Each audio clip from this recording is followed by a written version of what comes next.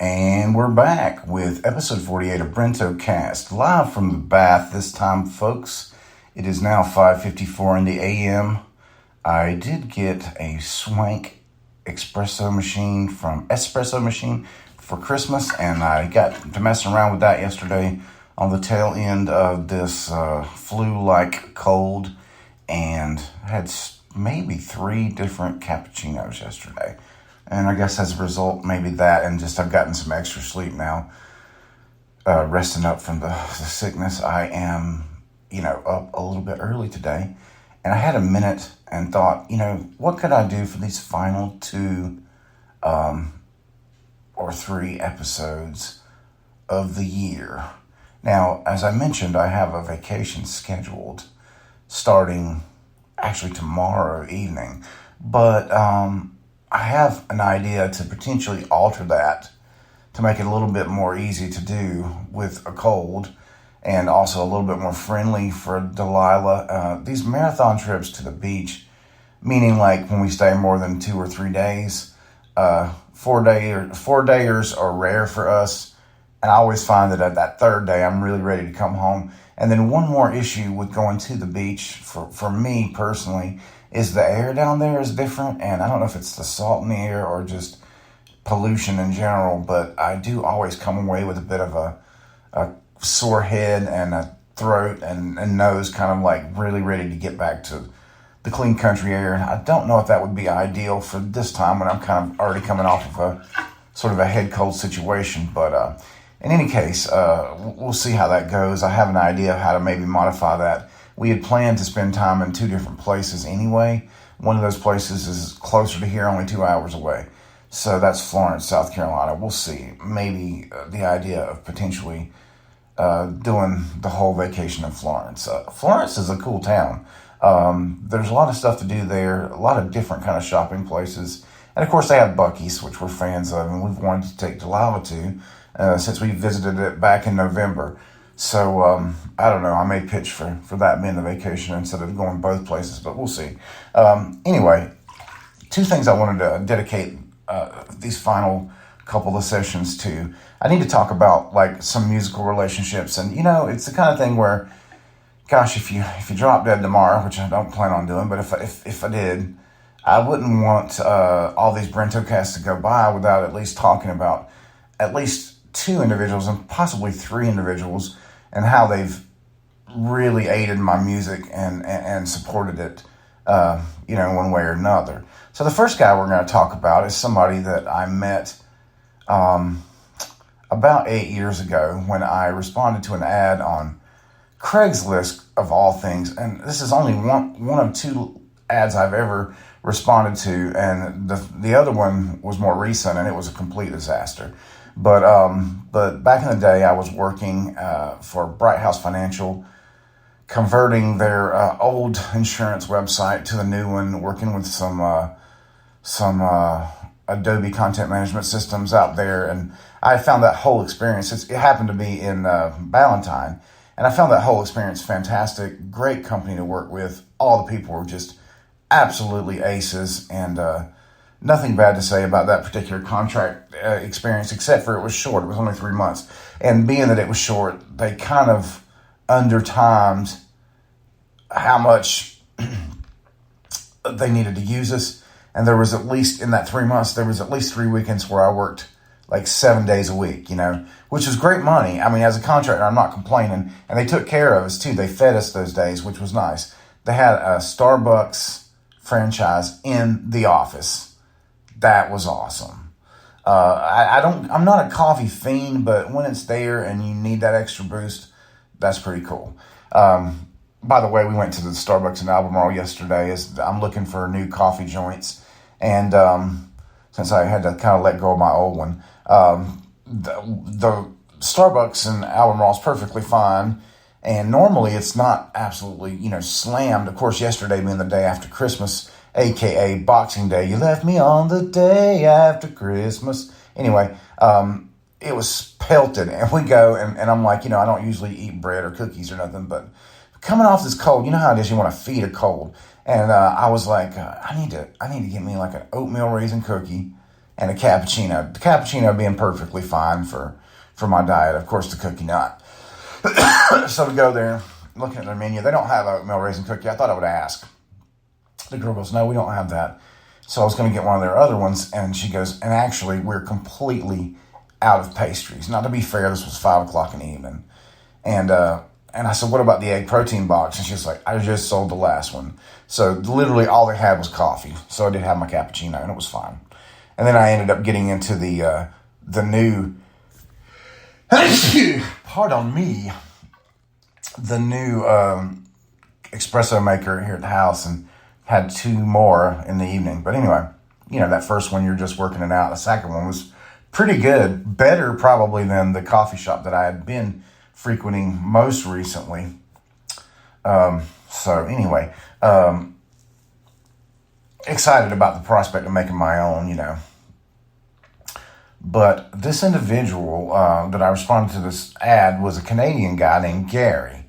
And I gotta say, Canadians, to me, they always kind of seem like the cool kid. The cool kids in school a little bit. They're a little more liberal than us, a little more free-thinking than us being Americans. A little more just kind of send it and go for it and don't worry about the consequences. In my experience, as you get to know them, some of them are really cool and super solid people.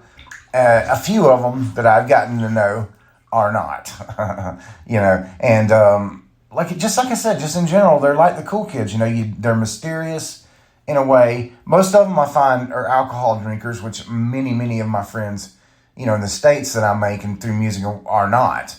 And it's almost like a prerequisite for Canadians. Like most of them drink alcohol. So whether it be like, the hard stuff or beer or wine or whatever, that's just like, so they're a little edgy, as opposed to my friends here.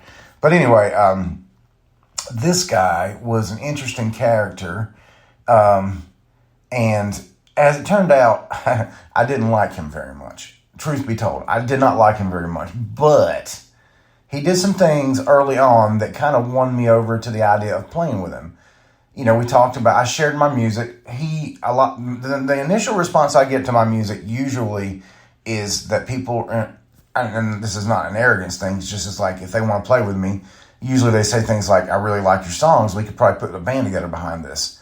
That, of course, plays to my ego immediately, and it kind of puts me in a position to be manipulated a little bit, if I'm being honest, just because I don't get to hear that very often. I don't get that kind of collaboration. And up until that point, music had been a slog for me. I didn't have a Harrison Foreman. I didn't have these other people, Lee McRae, and these other people that have supported my music locally. I didn't have that, and I was really eager for that. And when the first time I got together with Gary, he was a good bass player, and he had actually prepared parts for my songs, like original parts, and he went, oh, here's what you got on the record, but I think this will be cool. And that really fired my imagination. So I got behind the idea. He was like, well, I know these other players. I can get this person. I can get that person. One of the things he was able to get was he had this Italian girl that played violin for him, and she was a good player. Again, I didn't have any chemistry with her, and she had not prepped for my music. So when we got there, and she was supposed to be the singer, and she was this mousy singer and all this, and I was like, well, that's not going to work. And her playing was, technically she could play, but she was not prepared. And violin, or aka fiddle, if you will, she was really more of a violin player. It can be just really destructive to any melody if their pitch isn't good with the instrument and they aren't really prepared. Not everyone can ad-lib. Now, somebody like an Angel Pius, who I just worked with, excellent at ad-libbing, I'm sure, just because I heard him warming up, and I'm like, the dude's pitch was just amazing, it was all on pitch. It's an instrument, there's no frets, so it can easily go flat or sharp, typically sharp. Anywho, so I got together with him one time, just me and him, and then we got together, and he said, I'm going to bring in my percussion player, and he brought this guy in, this tall Puerto Rican dude, and he really struck me. He's from you could tell he had kind of grown up in New York, and he had that sort of Jimmy Smits demeanor. I don't know if you know who Jimmy Smits is. He's an actor on one of those Dick Wolf cop shows. Law and Order, and this guy really hit me with a strong Jimmy Smits vibe, and I always thought Jimmy Smits was like just this coolest persona, you know. So instantly I'm like, oh, this dude's cool, man, you know. And on top of that, really good percussionist. Like he totally had a cool kit, and he brought it in. He brought these big tall congas, and you know, congas, if you're not exposed to them, and Latin rhythms in general, as a guitar player, it's exciting. It's like, it's different. It's not like the shoo-shoo pasha, shoo-shoo pasha, shoo-shoo pa that we're all accustomed to, you know, like just with a typical drummer. So I was like, ooh, you know, hearing my songs played over that, like immediately, like I became very enthusiastic about it. And then we had maybe 2 or 3 practices with Gary. Gary had some health issues going on where he had to have his, basically had to have a colostomy bag put in. And, you know, I don't hold that against the guy. It was going to be taken out, but they had done a surgery where they nicked his intestine or something. So that's what caused this temporary colostomy bag situation.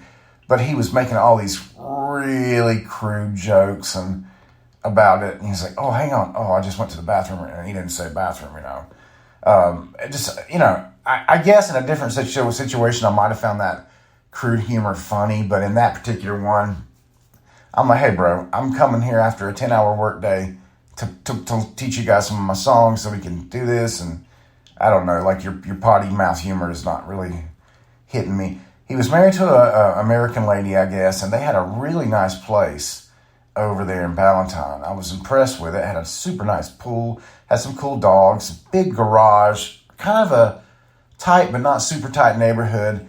And all the guy did was diss America. And I was like, oh, bro, don't do that, man. It's like, you know, it's like you're not even from here, man. It's like I don't come to your house and tell you how you guys have a Nazi for a leader up there, do I? No, I don't. So just, you know, come on. You know, and even after I just I felt like I expressed my discomfort with that kind of talk, and I was like, hey, let's just keep it about the music, man, you know, whatnot.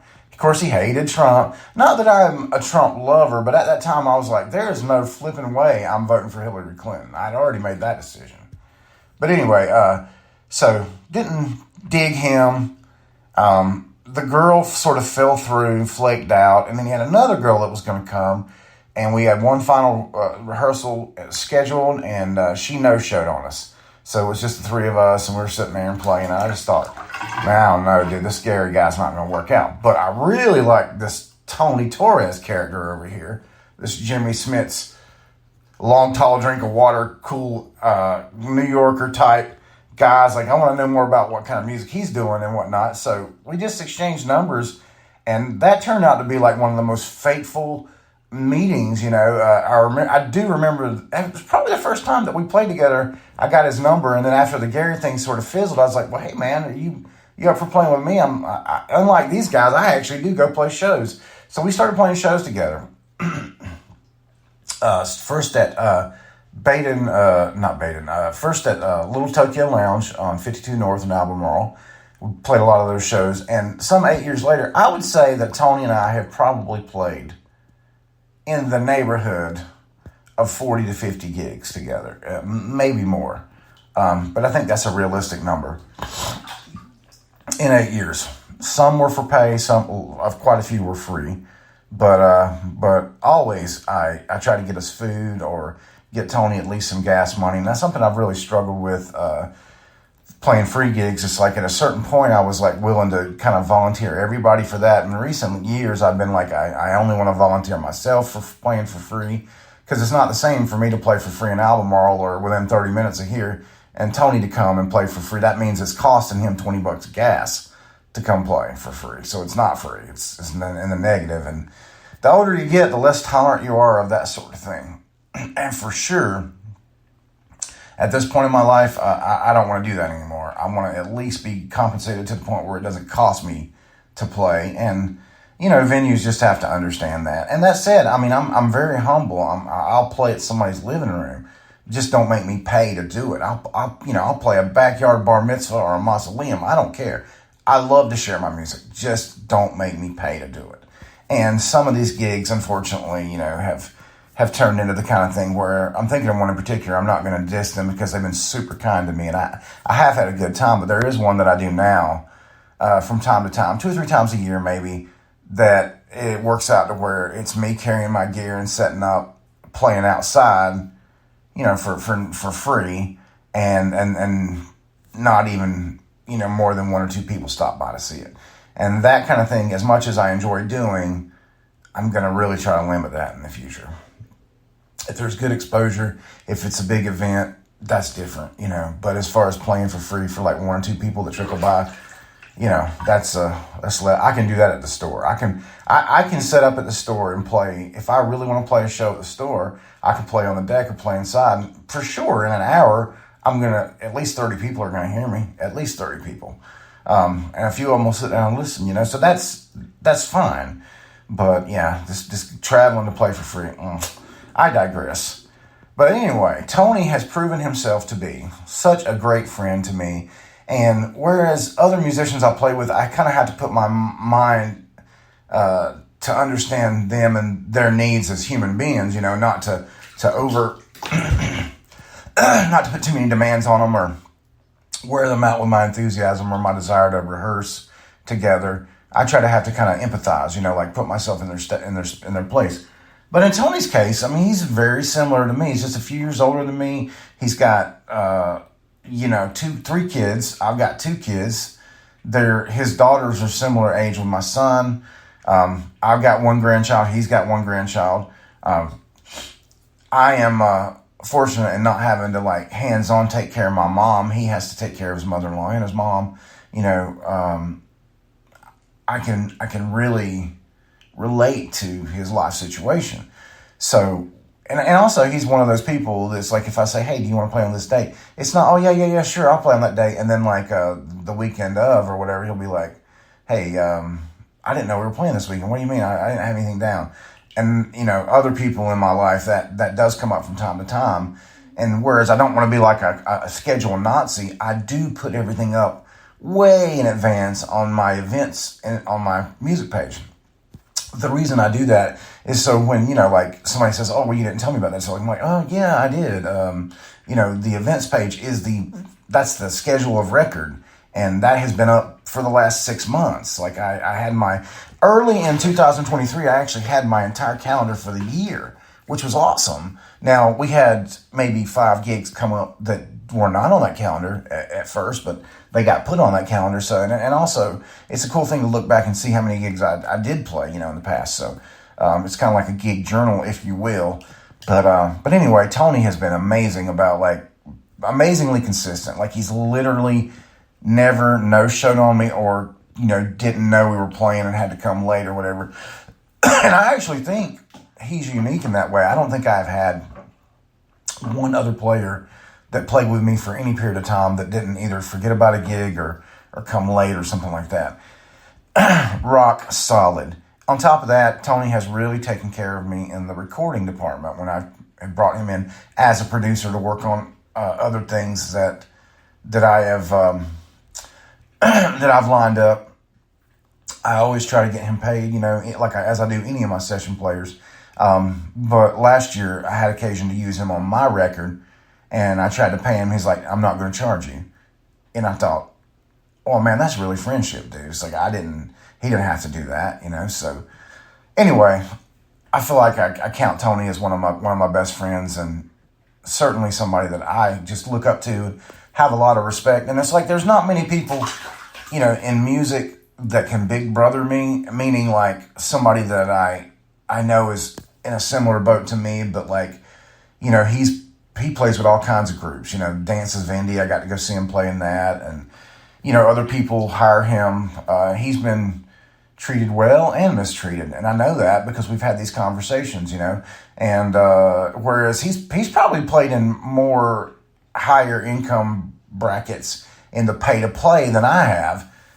On the other hand, I probably played some bigger places than he has. So we have this back and forth experiences that we get to share. And I just really, really appreciate that. I have such an appreciation for Tony. I really love him as a friend and just respect him as a musician. And I don't know what else to say. I'm really thankful for the day that we hooked up. And in that regard, Gary, who I'm just going to call him Gary the Canadian, who I don't have bad feelings about by any means, but I just consider him kind of like Gary the a-hole. But Gary actually really did me a solid by hooking me up with Tony, and that's awesome. I mean, like that whole engagement with Gary was totally worth it to get to come out of it with a guy that I can call to do my percussion anytime I have a show where I need that. And moving forward, I'm going to just keep trying to find better and better gigs to invite Tony on, and I hope that we get to continue doing music together for many, many years to come. And that is going to wrap up this episode, and I'll move on to another of the couple of really critical players in my music. But hope you guys have a great day. Thanks for listening. Brento out.